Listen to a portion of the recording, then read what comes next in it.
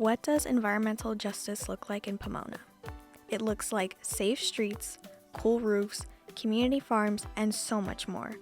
Welcome to Cultivando Pomona, or Cultivating Pomona, where we explore how climate solutions can uplift communities, starting right here. And I'm your host, Gabriela, or you can call me Gabby, from the Latino and Latina Roundtable. I'm the Community Engagement Coordinator for Pomona Acts. And I'm here with... Hi, I'm Kaylee, and I'm an intern at the Latino and Latina Roundtable.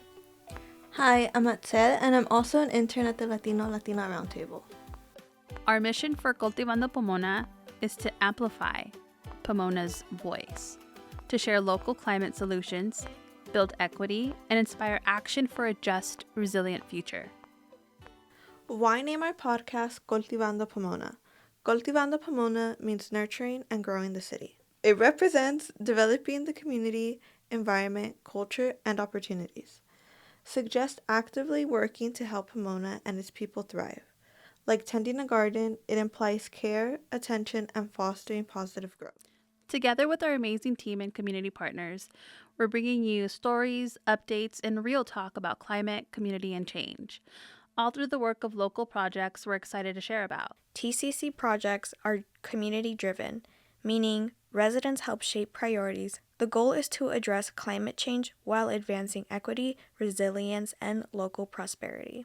Some of the major projects in Pomona that are being funded by TCC are Complete Streets, which is the upgrades along Gary, EV access, urban greening and tree planting, and this is so important for Pomona since it's an urban heat island, home upgrades, urban farming, and resilience hubs. In this podcast series, we're going to dive into those projects, from tree planting initiatives to e-bike share programs to improving streets and everything in between. It's all about building healthier, safer, and more connected communities, and we can't wait to show you how it's happening right here in Pomona.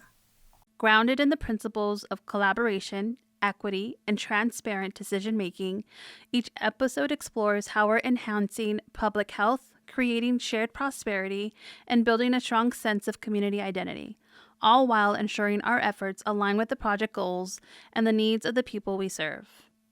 Kaylee, since you're new to the area, what have you noticed most about Pomona? I noticed that during the summers, Pomona gets very warm. Is there anything that you notice driving down that's kind of stood out to you? I noticed that there's not a lot of green. Right. So that's one of the reasons why it gets so hot here. We don't have any sort of green canopy that kind of brings in the shade and some nice air. Itzel, did you want to add anything? I would also like to add that in Pomona, there's a lot of paved street or parking lots, so there's not room for any of that greenery. Yes. And the other thing, too, that kind of adds to this is that Pomona has a lot of older infrastructure, and that infrastructure tends to retain and radiates heat. Well, guys, that was so interesting. Thank you for informing me.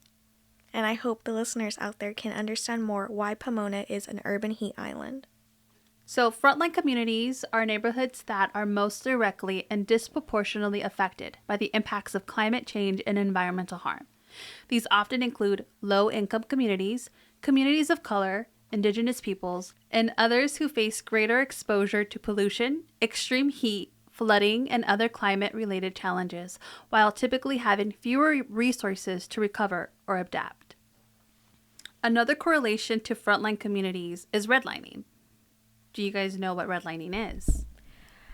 Do you mind just educating us on that term? So, redlining was basically when government and banks decided certain neighborhoods weren't worth investing in, mostly because people of color or low-income families live there.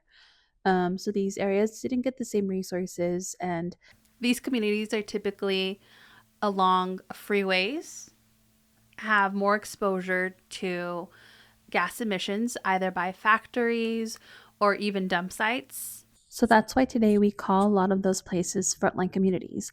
They're dealing with these impacts of these old decisions. Well, Itzel and Kaylee, you guys have been interning with us for a little while. Is there any projects that you guys are excited for Pomona to receive?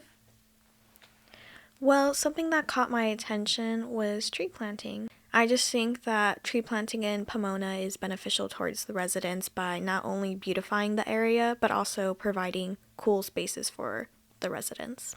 One project that I found interesting was the initiatives being taken to improve transportation that is not car reliable, such as improvement to our public transportation and the introduction of e-bike libraries. What's an e-bike library? Well, great question, Gabby. The e-bike library is brought to you by Active SGV, where you're able to rent out a bike on a monthly basis and in certain situations able to receive vouchers to be able to purchase your own e-bike. Well, one of the projects that I'm most excited about is not necessarily a project, but a plan. It's the Displacement Avoidance Plan, or we like to call it DAP.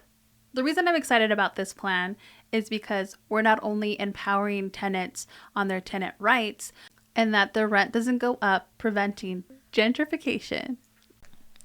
Wow, if you ask me, those are some very interesting projects and plans coming up. And you can stay tuned by following us on this podcast, Cultivando Pomona. For the latest updates, check out our website at pomonaacts.org or follow us on all social platforms at Pomona Acts. That's at Pomona ACTS. And thank you so much for listening to today's episode. See you next time. Have you seen the improvements along Gary Avenue? Well, stay tuned for our next episode on Complete Streets. We'll take a deep dive into what Complete Streets is and why Gary Avenue was chosen.